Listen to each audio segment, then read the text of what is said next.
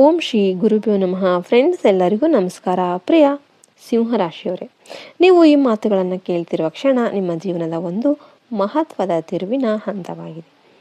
ಏಕೆಂದರೆ ಇತ್ತೀಚಿನ ದಿನಗಳಲ್ಲಿ ನಿಮ್ಮೊಳಗೆ ಏನೋ ಸರಿಯಾಗಿಲ್ಲ, ಏನೋ ಒಂಥರ ಭಾವನೆ ಮತ್ತೆ ಮತ್ತೆ ಬರ್ತಾ ಇದೆ.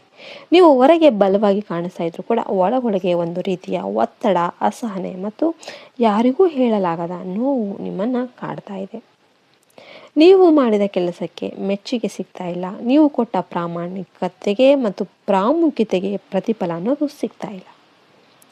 ಮತ್ತು ನೀವು ನಂಬಿದ ಕೆಲವರು ನಿಮ್ಮ ನಿರೀಕ್ಷೆಗೂ ವಿರುದ್ಧವಾಗಿ ವರ್ತನೆಯನ್ನು ಮಾಡ್ತಾ ಇದ್ದಾರೆ. ಇದರ ಹಿಂದೆ ಸ್ಪಷ್ಟವಾದ ಕಾರಣ ಕೂಡ ಇದೆ.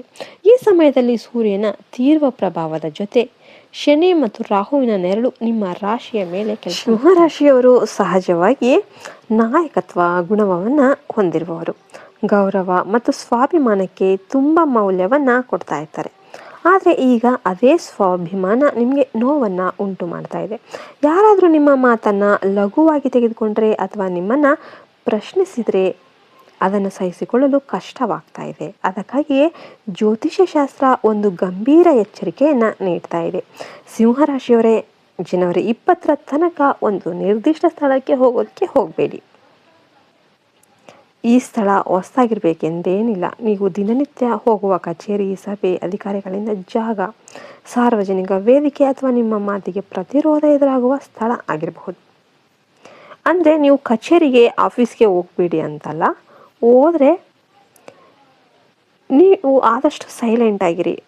ಮಾತಿಗೆ ಮಾತು ಪ್ರತ್ಯುತ್ತರವನ್ನು ಕೊಡೋದಕ್ಕೆ ಹೋಗಬೇಡಿ. ಅದೆಲ್ಲವೂ ಕೂಡ ಎದುರಾಗುತ್ತೆ ಅಂತ ಅಷ್ಟೇ, ಇನ್ನೇನಿಲ್ಲ.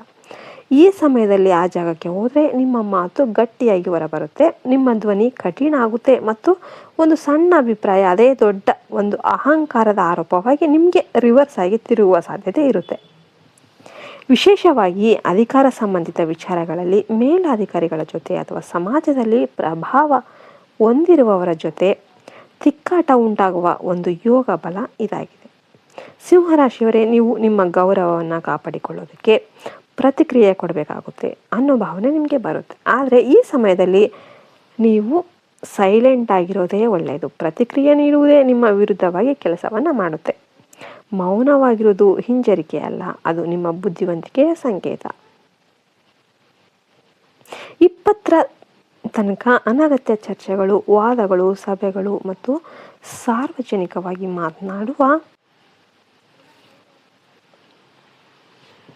ಸಂದರ್ಭಗಳಿಂದ ದೂರ ಉಳಿಯೋದು ಅತ್ಯಂತ ಒಳಿತು.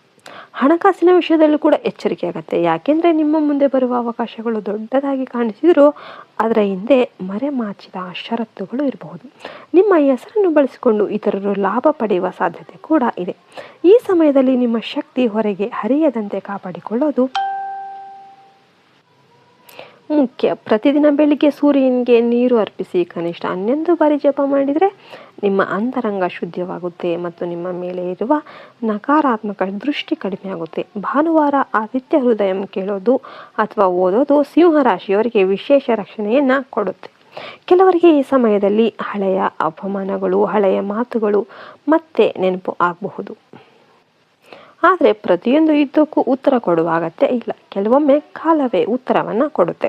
20 ನಂತರ ಗ್ರಹಗಳ ಸ್ಥಿತಿ ನಿಧಾನವಾಗಿ ನಿಮ್ಮ ಪರವಾಗಿ ತಿರುಗುತ್ತೆ. ಆಗ ನಿಮ್ಮ ನಾಯಕತ್ವ ಮತ್ತೆ ಗುರುತಿಸಲಾಗುತ್ತೆ. ನಿಮ್ಮ ಮಾತಿಗೆ ಮೌಲ್ಯ ಸಿಗುತ್ತೆ, ನಿಮ್ಮ ಕೆಲಸಗಳು ಚಲನೆ ಪಡೆಯುತ್ತೆ ಮತ್ತು ಮುಖ್ಯವಾಗಿ ನಿಮ್ಮ ಆತ್ಮವಿಶ್ವಾಸ ಮತ್ತಷ್ಟು ಬಲ ಆಗುತ್ತೆ. ಆದರೆ ಅದುವರೆಗೂ ಈ ಒಂದು ಮಾತನ್ನು ನಿಮ್ಮ ಹೃದಯದಲ್ಲಿ ಗಟ್ಟಿಯಾಗಿ ಇಟ್ಕೋಬೇಕು. ಈ ಸಮಯದಲ್ಲಿ ಹಿಂದೆ ಸರಿದರೆ ಗೌರವ ಉಳಿಯುತ್ತೆ, ಮುಂದೆ ಹೋದರೆ ಸಂಘರ್ಷ ಹೆಚ್ಚಾಗುತ್ತೆ. ಸಿಂಹರಾಶಿಯವರೇ, ಎಚ್ಚರಿಕೆಯನ್ನು ನಿರ್ಲಕ್ಷ್ಯ ಮಾಡೋದಕ್ಕೆ ಹೋಗಬೇಡಿ. ಇದು ನಿಮ್ಮ ಗೌರವ, ಶಾಂತಿ ಮತ್ತು ಭವಿಷ್ಯವನ್ನು ಕಾಪಾಡಿಕೊಳ್ಳಲು ಬಂದ ದೈವಿಕ ಸೂಚನೆ. ಈ ವಿಡಿಯೋ ನಿಮಗೆ ಇಷ್ಟ ಆಯಿತು ಅಂತ ನಾನು ಭಾವಿಸ್ತೇನೆ. ಇಷ್ಟ ಆದರೆ ಲೈಕ್ ಮಾಡಿ, ಶೇರ್ ಮಾಡಿ, ಸಬ್ಸ್ಕ್ರೈಬ್ ಮಾಡಿ ಮತ್ತು ನಿಮ್ಮದು ಯಾವ ನಕ್ಷತ್ರ ಅಂತ ಕಮೆಂಟ್ ಮಾಡಿ ಮತ್ತು ಜೈ ಶ್ರೀರಾಮ್ ಅಂತ ಕಮೆಂಟ್ ಮಾಡೋದನ್ನ ಮರಿಬೇಡಿ. ಜೈ ಹಿಂದ್, ಜೈ ಭಾರತ್ ಮಾತೆ. ಹರಿ ಓಂ ತತ್ಸತ್. ಸರ್ವೇ ಜನೋ ಸುಖಿನೋ ಭವಂತು.